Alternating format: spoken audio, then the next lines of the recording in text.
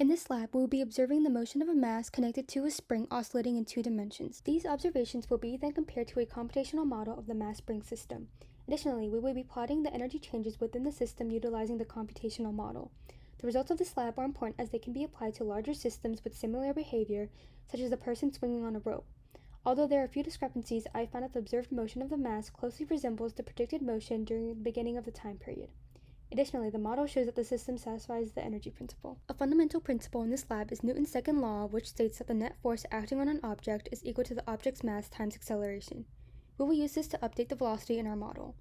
In this scenario, the net forces acting on the object are equal to the spring force plus the force of gravity. Another fundamental principle in this lab is the energy principle, which states that energy is always conserved. The change in energy of a system is equal to the energy input from work done by the surroundings.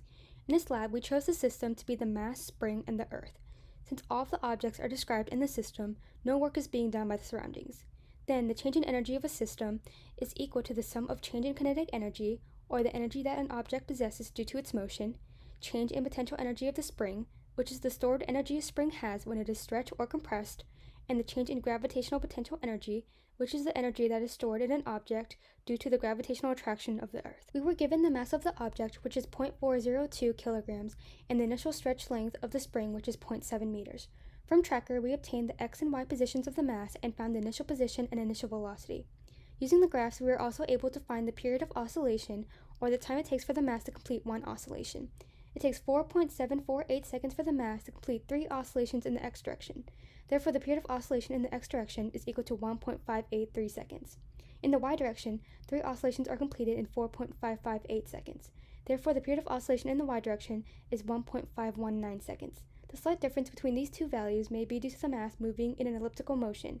However, it is important that these two values do not greatly differ, as it would result in greatly different spring constants for the same spring. Since we'll be graphing the y position in our model later, we'll be using the period of oscillation in the y direction to find the spring constant. The period of oscillation is equal to 2 pi times the square root of m over k. We can rearrange our formula to find the spring constant k. Plugging in the known values, we find the spring constant is equal to 6.97 newtons per meter. Recall that in this scenario, the net force is equal to the sum of the force of gravity and the spring force. Therefore, the magnitude of the force of gravity is equivalent to the magnitude of the spring force.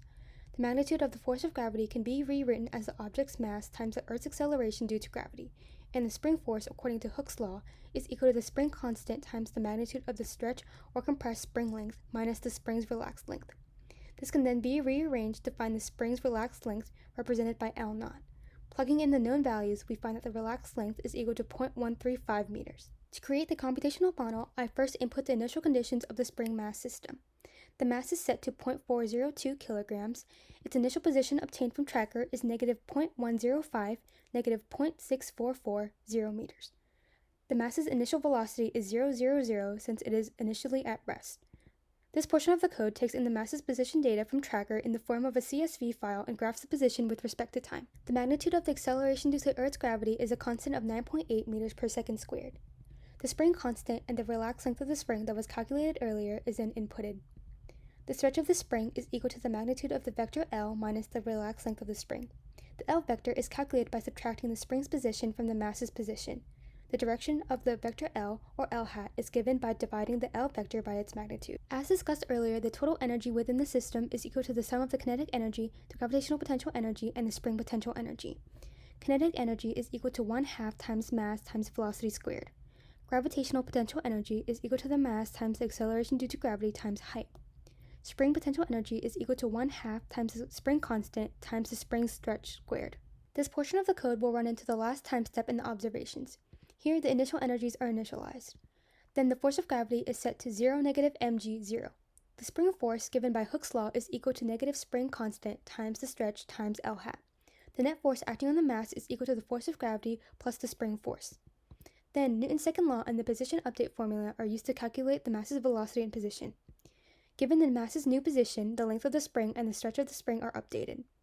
Lastly, the change in the energies in the system are calculated by subtracting the respective initial values from the final values. The simulation on the left displays the predicted and observed motion of the mass spring system. In both the graph and the model, red represents the observed motion and blue represents the predicted motion. As shown on the graph, the observed motion closely resembles the predicted motion in the beginning of the time period. However, as time increases, there is a greater discrepancy between the model and the observations.